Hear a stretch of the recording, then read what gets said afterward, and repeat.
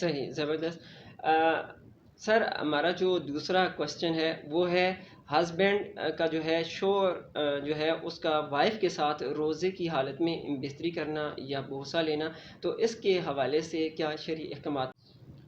السلام علیکم ناظرین، in time news T V اور پروگرام جنرل نشست میں آپ کو ویلکم کرتے ہیں۔ ناظرین، ماہ سیام کا سفر جاری ہے، یہ ببرکت لمحات ہمیں صبر اور استقامت کا درس دیتے ہیں۔ یہ پاکیزہ لمحات اور یہ دن گزرے جا رہے ہیں، اس میں ہم بہت سارے شرعی احکامات جو ہم پر لاگو ہوتے ہیں ہم انہیں سیریس نہیں لیتے اور غلطی کا ارتکاب کر بیٹھتے ہیں، اور ہم سے وہ گناہ سرزاد ہو جاتے ہیں، پھر روزہ ٹوٹ جاتے ہیں، اور روزہ جو ہے وہ ہمیں جو عظیم عبادت ہے ہم اس سے محروم ہو جاتے ہیں۔ اس حوالے سے آج ہم بہت سارے سوالات کرنے جا رہے ہیں جو رمضان اور شرعی احکامات کے حوالے سے ریلیٹڈ ہیں۔ ناظرین، آپ کو بتانے جا رہے ہیں کہ روزے کی حالت میں رمضان ماہ سیام اور رمضان میں شادی کرنا اور اس کے ساتھ ساتھ بیوی سے بستری کرنا، بوسہ لینا اور آنکھ کان ناک کے قطرے ڈالنا اور اس سے ریلیٹڈ بہت سارے سوالات کے جوابات ہم آج کے اس رمضان کے اس پروگرام میں کرنے جا رہے ہیں۔ ناظرین، ہمارا ساتھ دیجیے گا۔ سب سے پہلے ہم اپنے آج کے مہمان کا تعارف کرواتے ہیں۔ ہمارے ساتھ موجود ہیں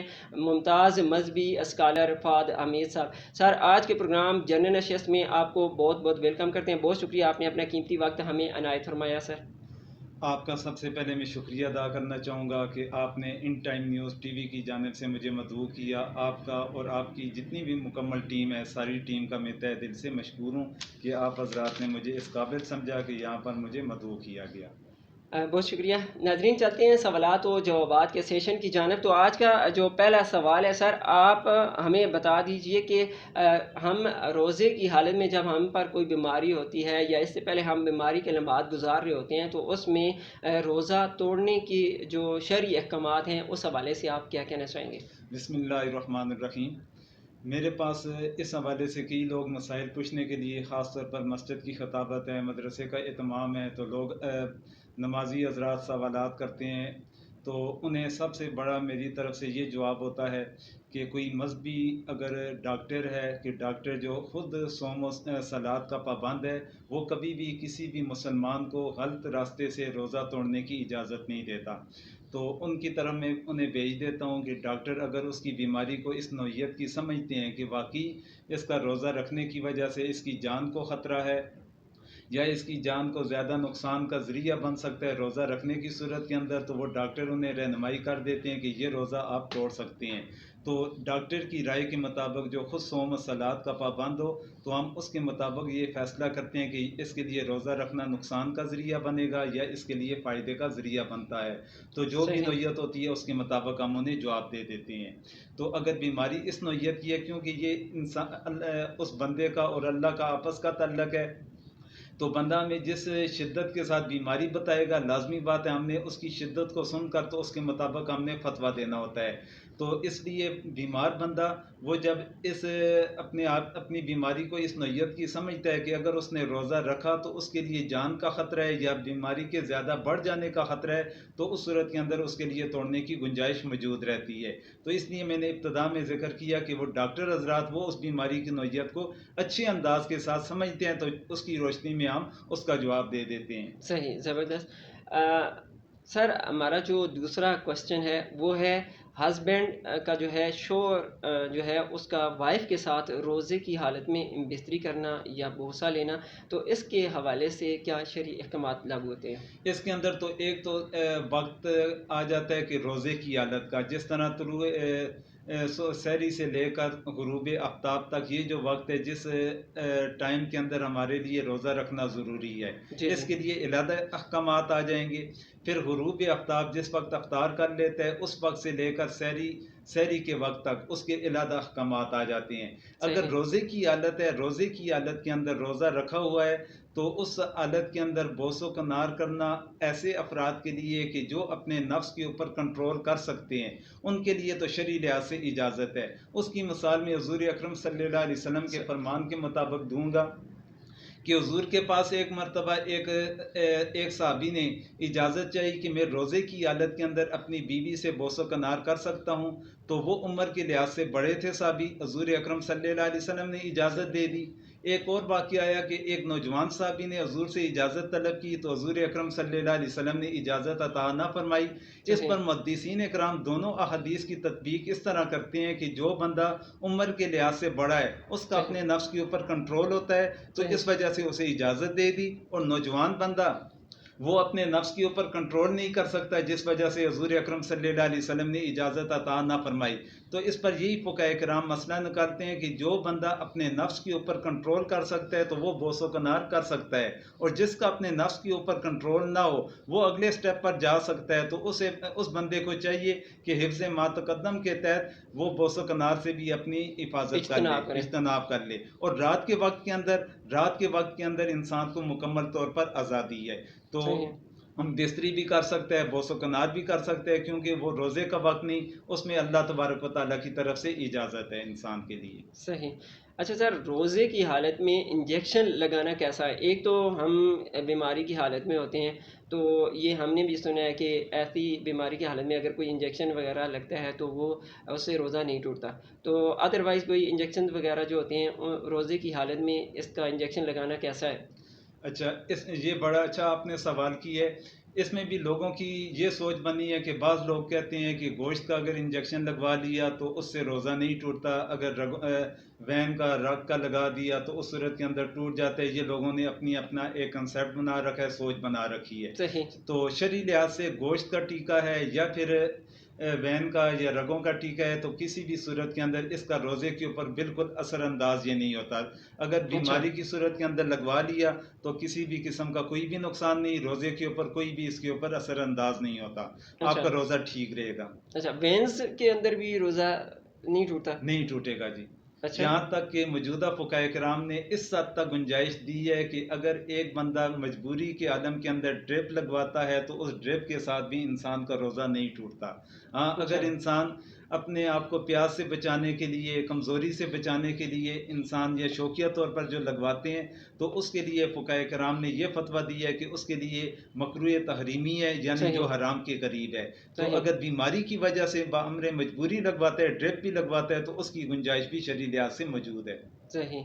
اچھا سر، حالت روزہ میں اکثر لوگوں کے کانوں میں درد ہوتا ہے، یا ناک کے مسائل ہوتے ہیں، یا آنکھ کے مسائل ہوتے ہیں. ہمارے معاشرے کے اندر ظاہر سی بات ہے بیماریاں بہت زیادہ بڑھ چکی ہیں. تو آنکھ، کان، ناک کے جو قطرے ہیں، یہ قطرے ڈالنے سے روزہ ٹوٹ جاتا ہے کہ نہیں؟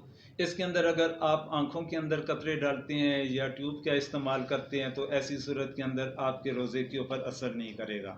صحیح، تو آنکھ کا جو تعلق ہے وہ دماغ یا معدے کے ساتھ اس کا تعلق نہیں آتا, صحیح، جبکہ کان کے اندر یا ناک کے اندر جی، آپ قطرے استعمال کریں گے, ڈالیں گے, تو اس کا تعلق یا تو دماغ کے ساتھ آئے گا یا معدے کے ساتھ آئے گا, تو جس وجہ سے اس قطرے کے اثرات دماغ کو پہنچتے ہیں یا معدے کو پہنچتے ہیں. صحیح، دماغ کو پہنچے یا معدے کو پہنچے تو اس کی وجہ سے روزہ ٹوٹ جاتا ہے. تو اس لیے ناک اور کان کے قطرے استعمال نہ کیے جائیں روزے کی حالت کے اندر. اگر آنکھ کا کوئی مسئلہ ہے تو آپ اس کے قطرے استعمال کر سکتے ہیں.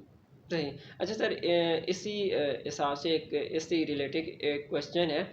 سکن کے حوالے سے اگر کوئی مرم یا ٹیوب وغیرہ جو ہوتی ہیں وہ آئنمنٹس وغیرہ ہو گئیں، تو یہ جسم کے اوپر لگانے سے یا اس کی مالش کرنے سے روزے پر کوئی اثر پڑتا ہے؟ روزے کے اوپر کسی قسم کا کوئی اثر نہیں پڑتا. روزے کے اوپر اس چیز کا اثر پڑے گا جو انسان کے دماغ تک یا معدے تک چیز پہنچتی ہے. صحیح تو ہے. اگر سکن کے اوپر, جلد کے اوپر آپ کوئی بھی چیز استعمال کرتے ہیں اس کا تعلق معدے یا دماغ کے ساتھ نہیں بنتا. اچھا جی. سر، رمضان کے حوالے سے ہم غیر رمضان میں تو شادیاں وغیرہ کرتے رہتے ہیں، ہم دیگر جو ہماری رسومات ہوتی ہیں وہ ادا کرتے رہتے ہیں. رمضان کے حوالے سے کیا رمضان کے اندر ہم شادی کر سکتے ہیں؟ نکاح کرنا حضور اکرم صلی اللہ علیہ صلی وسلم اللہ کی علیہ وسلم. سنت مبارکہ ہے, تو یہ نیکی کا کام ہے نکاح کرنا. تو میرے خیال میں رمضان المبارک کے مہینے کے اندر اگر نیکی کا کام کیا جائے اس کا بہت زیادہ اجر و ثواب ہے, کئی گنا بڑھا کر اللہ تبارک و تعالیٰ اجر عطا فرماتے ہیں. صحیح، باقی رہی بات ہمارے معاشرے کے اندر شادی بیاہ میں جو غلط رسومات کی جاتی ہیں, تو وہ رمضان المبارک کا مہینہ ہے, اس میں بھی گناہ ہے, غیر رمضان کا مہینہ ہے, ان رسومات کا گناہ ہے. تو شرعی طریقہ کار کے مطابق آپ رمضان المبارک کے مہینے میں جب نکاح کریں گے, اس نکاح کرنے کا, شادی کرنے کا آپ کو زیادہ اجر اور ثواب ملے گا. صحیح ہے.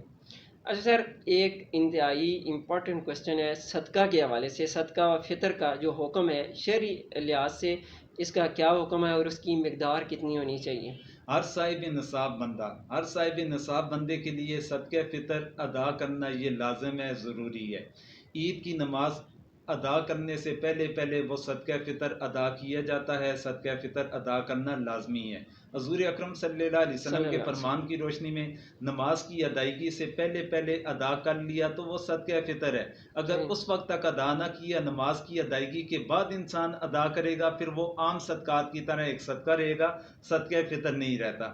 صحیح۔ تو اس لیے صدقہ فطر ہر صاحب نصاب، جو صاحب نصاب بندہ ہو کہ جو صاحب نصاب ہوگا، اس کے لیے صدقہ فطر رمضان المبارک کے دوران یا رمضان المبارک کے اختتام کے اوپر نماز عید کی ادائیگی سے پہلے پہلے ادا کرنا لازمی ہے۔ اور اس کی مقدار تو اس پر جو ہم نے دیکھا آج کے گندم کے ریٹ کے حساب سے تو یہ تقریباً بن رہا ہے 120 روپے فی کس اس کا ریٹ بن رہا ہے۔ یہ حویلیاں ایبٹ آباد ان کے رہائشی لوگوں کے لیے یہ ریٹ بنے گا۔ باقی پنجاب کے لوگ ہیں وہ اپنا حساب لگائیں گے، وہاں پر گندم ہمارے مقابلے کے اندر آٹے کا ریٹ سستا ہے تو ان کے لیے کم ہوگا، جس جگہ پر ریٹ زیادہ ہے وہاں پر اس کی مقدار بڑھ جائے گی۔ یہ گندم اور آٹے کی ریٹ کے حساب سے یہ تعین کیا جاتا ہے جی۔ اچھا سر، آج کل نہ صرف پاکستان بلکہ دنیا بھر کرونا کی انتہائی خطرناک وبا میں ڈوبی ہوئی ہے، تو اس حوالے سے کرونا کے حوالے سے ہمارے اوپر مسلمانوں کے اوپر ماہ صیام کے اندر کون سی شرعی پابندیاں لازم ہیں اور کون سی حکومتی جو پابندیاں وہ اس حوالے سے لازم ہیں؟ اچھا، اس کے اندر دو پہلو آتے ہیں۔ ایک پہلو وہ ہے کہ وہ افراد کے جو کرونا کا شکار ہو چکے ہیں، اور دوسرے وہ حضرات ہیں کہ جو کرونا کا شکار ابھی نہیں ہوئے۔ جو لوگ کرونا کا شکار ہو چکے ہیں، خواہ وہ بچے ہیں، نوجوان ہیں یا بوڑھے ہیں، انہیں خود بھی احتیاط کرنی چاہیے کہ عام محفل کے اندر، عام محفلوں کے اندر شرکت نہ کریں، تو لوگوں سے اپنے آپ کو دور کریں۔ جس طریقے سے حکومت کی سطح پر بھی یہ پابندی ہے کہ وہ اپنے آپ کو کرنٹائن کر لیں، کرنٹینہ کے اندر رکھ لیں، میل جو لوگوں سے نہ رکھیں، بالکل اپنے آپ کو کنارے پر رکھیں تاکہ اس کی اثرات دوسرے لوگوں تک نہ پہنچے۔ اور جبکہ دوسرا مسئلہ یہ ہے کہ وہ افراد کی جنہیں اللہ تبارک و تعالیٰ نے محفوظ رکھا ہے، جو ابھی تک کرونا کا شکار نہیں ہوئے، اس میں بھی بعض حضرات وہ ہیں کہ جو نوجوان ہیں جن کے اندر قوت مدافعت پائی جاتی ہے۔ پھر دوسرا وہ طبقہ ہے کہ جو قوت مدافعت کے لحاظ سے کمزور تصور کیا جاتا ہے، 60 سال سے زائد افراد ہیں، یا جو آلریڈی پہلے کسی ایسی بیماری کے اندر مبتلا ہیں کہ جس بیماری کی وجہ سے ان کی قوت مدافعت کمزور ہے، یا بچے ہیں، تو انہیں بھی اس کے اندر احتیاطی تدابیر کو اختیار کرنا چاہیے کہ جس طرح ماسک کی پابندی ہے یا سینیٹائزر کا استعمال ہے یا زیادہ محفلوں کے اندر شرکت کرنا، تو شرعی لحاظ سے بھی ہمارے لیے اس کے اندر ہے کہ حضرت عمر رضی اللہ تعالیٰ عنہ کے بارے میں واقعہ آتا ہے کہ وہ ایک سفر پر تھے، تو آگے جس علاقے کے اندر انہوں نے جانا تھا اس علاقے کے اندر طاعون کی بیماری پھیلی ہوئی تھی۔ حضرت عمر رضی اللہ تعالیٰ عنہ کا ارادہ تھا کہ اس علاقے کے اندر جانے کا، جبکہ اس پر اختلاف ہو گیا صحابہ کرام کا۔ بعض کہنے لگے کہ انہیں جانا چاہیے اللہ پر بھروسہ کرتے ہوئے، اور بعض کہنے لگے نہیں جانا چاہیے۔ حضرت عمر کا خود ارادہ تھا جانے کا، میں اللہ پر بھروسہ کروں گا، بیماری مجھے کچھ بھی نہیں کہتی۔ حضرت عبد الرحمن بن عوف رضی اللہ تعالیٰ عنہ کھڑے ہو گئے اور انہوں نے فرمایا کہ حضور اکرم صلی اللہ علیہ وسلم نے منع فرمایا کہ جس علاقے کے اندر بیماری پھیل جائے اس علاقے کے اندر جانے سے بھی منع فرمایا، اور اس علاقے کے رہنے والے لوگوں کے اوپر بھی پابندی لگائی کہ وہ اس علاقے کو چھوڑ کر تو باہر نہ نکلیں۔ تو حضرت عبد الرحمن بن عوف رضی اللہ تعالیٰ عنہ نے پھر صحابہ کرام کے مجمع میں فرمایا کہ کیا تم میں سے کوئی ایسا بندہ نہیں کہ جس نے یہ حدیث مبارکہ نہ سن رکھی ہو؟ تو اس محفل کے اندر 80 صحابہ کرام کھڑے ہوئے جنہوں نے فرمایا کہ ہم نے حضور اکرم صلی اللہ علیہ وسلم سے یہ حدیث مبارکہ سنی ہے۔ تو یہ ہمارے لیے سب سے بڑی دلیل ہے کہ جس علاقے کے اندر یہ بیماری کرونا پھیل چکا ہے اس علاقے کے رہنے والے لوگ اس علاقے کو چھوڑ کر باہر نہ جائیں، اور باہر والے لوگ اس علاقے کے اندر نہ آئیں۔ تو یہ حکومت کی سطح پر بھی یہی پابندی ہے، حکومت بھی کہہ رہی ہے کہ زیادہ سفر اختیار نہ کیا جائے، اپنے آپ کو گھروں کے اندر محدود رکھا جائے۔ تو شریعت بھی ہمیں یہی کہتی ہے کہ اپنے آپ کو محدود رکھا جائے کہ نہ اس علاقے کے اندر داخل ہوں جس علاقے کے اندر وبا پھیلی ہوئی ہے، اور اگر اس علاقے کے ہم رہائشی ہیں اس علاقے کو چھوڑ کر باہر بھی ہمیں نہیں نکلنا چاہیے جی۔ صحیح سر، آج کا جو ہمارا سیشن تھا اس میں ہم نے ایسے سوال کیے جس کے حوالے سے شرعی حوالے سے ہمارے درمیان جو تھی الجھن پائی جاتی تھی کہ اس حوالے سے ہمارے جو مسلمان ہیں انہیں روزے کی حالت میں کون سے ان کے اوپر شرعی احکامات لاگو ہوتے ہیں اور کون سے نہیں، اور جو شرعی احکامات لاگو ہوتے ہیں ان کے حوالے سے ہمیں کیا کرنا چاہیے۔ تو یقیناً ناظرین آج کا پروگرام آپ کو بہت ہی زیادہ پسند آیا ہوگا۔ ہمارے جو کویسچن ہے ایک دفعہ آپ کو پھر دہرا دیتا ہوں کہ ہم نے آج جو کویسچن کیے ہیں اس میں شادی کے حوالے سے، رمضان کے اندر شادی کے حوالے سے، پھر اس کے ساتھ ساتھ کرونا وبا کے حوالے سے، رمضان کے روزے کی حالت میں بستری کرنا یا بیوی کا بوسہ لینا اس حوالے سے، انجیکشن کے حوالے سے تھے، آنکھ کان کے ناک کان کے قطرے کے حوالے سے تھے۔ تو یقیناً آپ کو یہ ہمارے جو مذہبی اسکالر مولانا فہد حمید صاحب جو آپ کو مدلل اس حوالے سے جواب دیا، یقیناً آپ کو بہت پسند آئے ہوں گے۔ فہد صاحب، ہم اپنے مہمان سے جو پیغام ہوتے ہیں ہمارے ناظرین کے لیے، ٹائم نیوز ٹی وی کے ناظرین کے لیے، تو آپ ہمارے ناظرین کے لیے کیا پیغام دینا چاہیں گے ماء صیام کے حوالے سے؟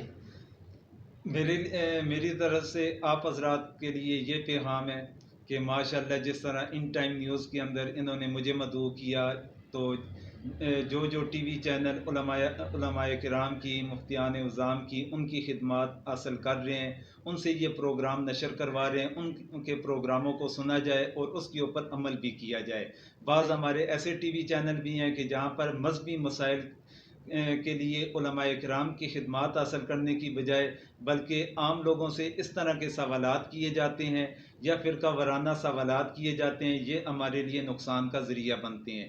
تو ماشاءاللہ ان کی جو کاوش ہے، ان کی کاوش کو میں تہ دل سے ان کا شکریہ بھی ادا کرتا ہوں اور اس محنت کا دعا گو بھی ہوں کہ اللہ تبارک و تعالیٰ ان کی اس محنت کو اپنی بارگاہ کے اندر قبول و منظور فرمائے اور انہیں دن دگنی اور رات چگنی ترقی عطا فرمائے، اور آپ حضرات بھی اسی چینل کے ساتھ جڑے رہیں۔ انشاءاللہ آئندہ بھی ان کے اس چینل سے مذہبی حوالے سے ہو یا سیاسی لحاظ سے ہو اچھے پروگرام یہ ماشاءاللہ پہلے بھی نشر کرتے رہے، اور امید ہم ان سے کرتے ہیں آئندہ بھی انشاءاللہ اس سلسلے کو جاری رکھیں گے۔ انشاءاللہ ضرور۔ ناظرین، ہم نے آج آپ کو وہ سوالات اور ان کے جوابات آپ تک پہنچائے ہیں جن میں آپ علماء کرام سے وہ سوالات پوچھتے، ان کا جوابات لیتے، آپ جھجک محسوس کرتے ہیں اور اس بات کی صحیح نہیں کرتے کہ آپ ان سے یہ سوالات کریں اور آپ کو ان سوالات کا جواب ملے۔ ناظرین، یقیناً آج کا پروگرام آپ کو بہت زیادہ پسند آیا ہوگا۔ اگر آپ کو یہ پروگرام پسند آیا تو ہمیں فیڈ بیک ضرور دیجیے گا، آج کے اس پروگرام کو شیئر ضرور کیجیے گا، لائک ضرور کیجیے گا، تاکہ اگر آپ کا ایک شیئر ہوگا کسی کی اس پروگرام کے سننے سے اس کی زندگی بدل سکتی ہے۔ وہ شرعی احکامات جو آج تک اس نے نہیں سنے ہوں گے وہ اس تک ڈلیور ہو جائیں گے اور اس کا اجر، اس کا ثواب آپ تک پہنچے گا۔ ناظرین، ہمیں فیڈ بیک ضرور دیجیے گا، اپنا بہت سارا خیال رکھیے گا۔ آج کے مہمان مولانا فہد حمید صاحب اور in time news T V کے کیمرہ مین عامر امین کے ساتھ سجاد تنولی کو دیجیے اجازت۔